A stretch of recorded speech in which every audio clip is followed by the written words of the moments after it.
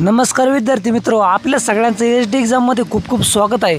विद्यार्थी मित्रो, आज आपण मैदानी चाचणी संदर्भात महत्त्वाची माहिती अपडेट आणली आहेत। SRPFची मैदानी चाचणी लवकर सुरू होणार असून त्यामध्ये काही नवीन बदल, त्यामध्ये कशा प्रकारे सर्व असणार आहे त्या संदर्भात महत्त्वाची न्यूज आहे। शेवटपर्यंत व्हिडिओ बघा। चॅनलवर नवीन असाल तर लगेच चॅनलला सबस्क्राइब करून घ्या। वेळापत्रक जाहीर झालेलं आहे आणि रोज 500, 1000, 700 याप्रमाणे 14,762 उमेदवारांचं मैदानी चाचणी घेणार आहेत। ज्यांनी SRPFला फॉर्म टाकले त्या सर्वांना म्हणजे प्रत्येक जिल्ह्याचं हळूहळू, प्रत्येक तुकडीचं हळूहळू ते सर्व नियोजनानुसार आपलं वेळापत्रक जाहीर करतील। विद्यार्थी मित्रांनो, राज्य शासन आता नोकर भरती करण्याच्या तयारीत आहे, कारण की यांना निवडणुकीमध्ये जोरात फटका बसला आहे। त्यामुळंच आता नवीन निर्णय येणार आहेत की 50,000 अजून पदे भरली जाणार आणि मुलींना शिक्षण मोफत केलं जाणार आहे। त्या संदर्भात शासन लवकरच निर्णय घेणार आहेत। त्यामुळं पोलीस भरतीचे जेवढे पण आता रिक्त पदे आहेत ते पण पुढल्या काळामध्ये भरले जाऊ शकत आहे।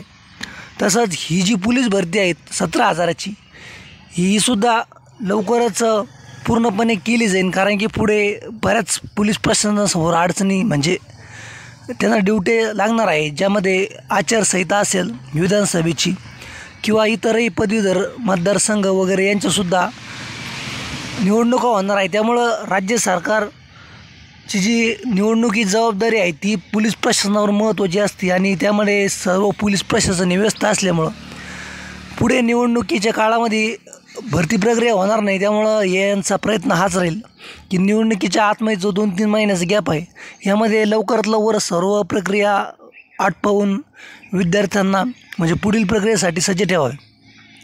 तसंच विद्यार्थी मित्रांनो, आता ही जी पोलीस भरती होणार आहेत यामध्ये प्रथम आता SRPFचे ग्राउंड आले, त्यानंतर चालक होऊ शकतं, त्यानंतर कॉन्स्टेबल किंवा कारागृह रक्षक यापैकी मैदानी चाचणी होऊ शकते।